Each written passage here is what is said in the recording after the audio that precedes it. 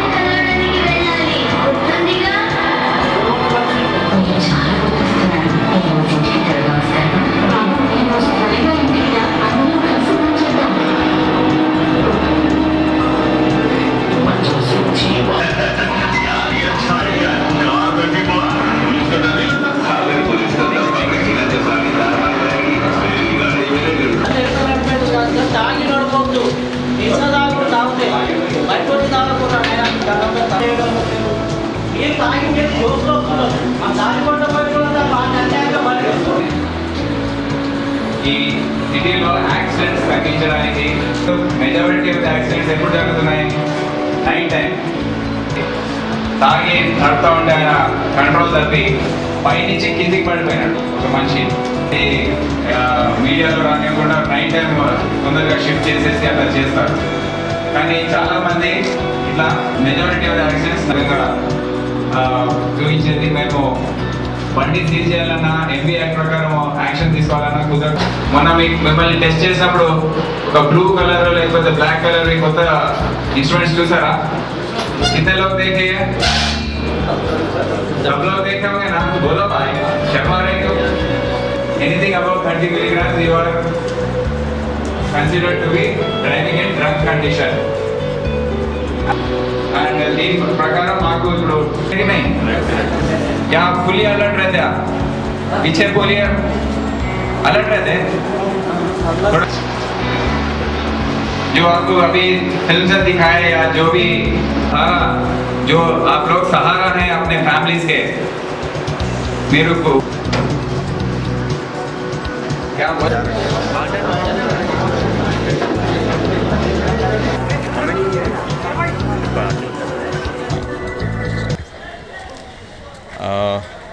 Drunk driving enforcement అనేది Hyderabad traffic police నెలలుగా చేస్తుంది. సో రోజు అంటే వారానికి 2-3 రోజులు మేము ఎస్పెషలీ వీకెండ్స్ పైన కాన్సన్ట్రేట్ చేసుకుంటూ చేస్తున్నాం. దీంట్లో ప్రతిసారి 100 కేసులు 200 కేసులు దొరకడం అట్లా జరుగుతుంది. పబ్లిక్లో చాలా అవేర్నెస్ వచ్చింది, అంటే చాలా జాగ్రత్తలు తీసుకుంటున్నారు. చాలామంది ఎవరికైతే డబ్బులు ఉన్నాయో వాళ్ళు డ్రైవర్స్ పెట్టుకోవడం, లేకపోతే ట్యాక్సీలో వెళ్ళడం, ఈవెన్ పబ్స్ బార్స్లో కూడా వాళ్ళు వ్యాలెట్ డ్రైవర్స్ని పెట్టి పంపిస్తున్నారు చాలా తాగి ఉంటే. సో ఇది చేసినప్పటికీ ఇప్పుడు కూడా మేము చెక్కింగ్ చేస్తున్నప్పుడు గత 2 రోజులుగా ఒక 20 టీంలకు దాదాపు 300 మంది దొరికారు. అంటే వాహనాలు అరౌండ్ 70 కార్స్ 230 టూ వీలర్స్ దొరికినాయి. సో ఇవన్నీ చూస్తే మాకేం అనుకున్నామంటే కౌన్సిలింగ్ చేస్తేనే వీళ్ళకి మార్పు వస్తుంది. అదే వాళ్ళకి తెలియాలి ఏమేమి దీంట్లో అంశాలు ఉన్నాయి, తాగి నడిపితే డేంజర్ ఏంటి, మీకే డేంజర్ కాదు ఎదుటి వారికి డేంజరు, ప్లస్ ఎందుకు యాక్సిడెంట్స్ అయ్యే అవకాశం ఎక్కువగా ఉంది అనేది వాళ్ళకి అర్థమవుతుంది.